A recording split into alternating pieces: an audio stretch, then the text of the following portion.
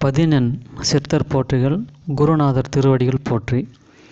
இன்றைய பதிவில் நான் பதிவு செய்ய இருப்பது விடியற் காலையில் ஏன் எழ வேண்டும் என்பதற்கான ஆதாரப் பாடல் அகத்தியர் சித்தர் அவர்கள் அருளியது.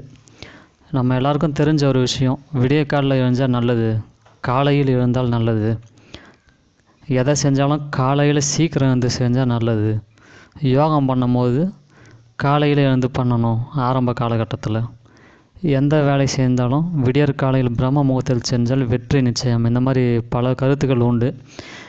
ஒவ்வொருத்தரும் ஒரு விதமான பதில்கள் சொல்கிறாங்க. அகத்தியர் சித்தர் அவர்கள் விடியற் காலையில் எழுவதற்கான ஞானம் பெறுவதற்கான ஒரு வழி சொல்லியிருக்காரு. அந்த பாடல் என்னன்றதை பார்ப்போம். பாரப்பா உதயத்தில் எழுந்திருந்து பதறாமல் சுழிமுனையில் மனதை வைத்து, காரப்பா பருதி மதி இரண்டும் மாறி கருவான சுழுமுனையில் உதிக்கும் பாரு, தேரப்பா அண்ணாக்குள் நின்று கொண்டு தியங்காமல் சுழுமுனையில் அடங்கும் பாரு, சீரப்பா 16 8 4 சிதறாமல் 3 ஒன்றாய் சேர்ந்து போமே. இது அதுக்கான பாடல். இதற்கான விளக்கம்: பாரப்பா உதயத்தில் எழுந்திருந்து, விடிய காலையில் எழுந்து, பதறாமல் சுழுமுனையில் மனதை வைத்து, அதாவது யோகம் செய்யும் போது நெற்றி கண்ணை பார்ப்போம், அதை தான் சுழிமுனை என்று சொல்கிறது.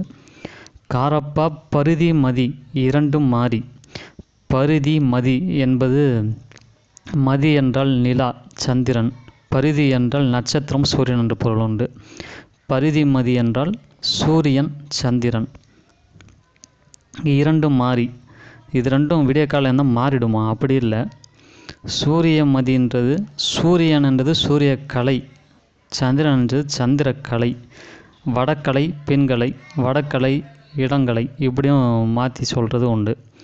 அது சூரியக்கலை சந்திரக்கலை மாறக்கூடிய நேரம் கருவான சுழிமுனையில் உதிக்கும் போது, தேரப்பா அண்ணாக்குள் நின்று கொண்டு தியங்காமல் சுழுமுனையில் அடங்கும் பாரு.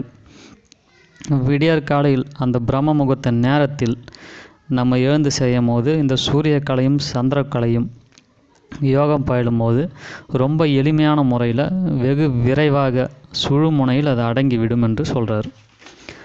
சீரப்பா 16 8 4 சிதறாமல் 3 ஒன்றாய் சேர்ந்து போமே.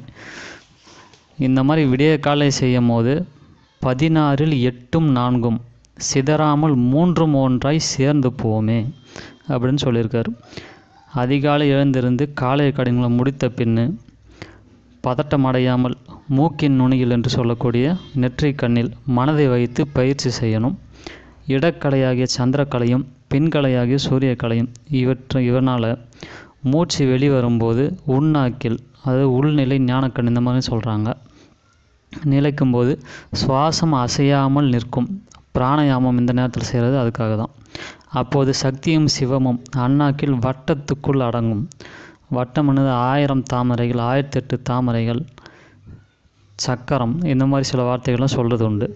சக்தியும் சிவமும் இணைவது பூரணமாகும். அதே போன்று இடக்கலையும் பின்கலையும் சுழுமுனையில் ஒன்றினால் பூரணம் என்று கூறுவர். இந்த 16 8 4 என்பதற்கான அர்த்தம் இதுதான். விடியற் காலையில் எழுந்து யோகம் தியானம் பிராணயாமம் இந்த மாதிரி செய்யும் போது அந்த சூரியக்கலை சந்திரக்கலை ஆகியது வெகு விரைவாக வேலை செய்து உள்நாக்கில் ஊறி நம் நெற்றிக்கணை திறக்க மிக எளிய வழி பிறக்கும் என்பதே இதுக்கான அர்த்தம். இது அகத்தியர் ஞானம் என்ற பாடலில் வரக்கூடிய ஒரு பாடல். இந்த பாடல் உங்களுக்கு பயனுள்ளதாக இருந்ததுன்னா ஷேர் பண்ணுங்கள், சப்ஸ்கிரைப் பண்ணுங்கள். கூடுமான வரைக்கும் விடியற் காலையில் எழுந்திருக்கும் முயற்சி பண்ணுங்கள். நன்றி.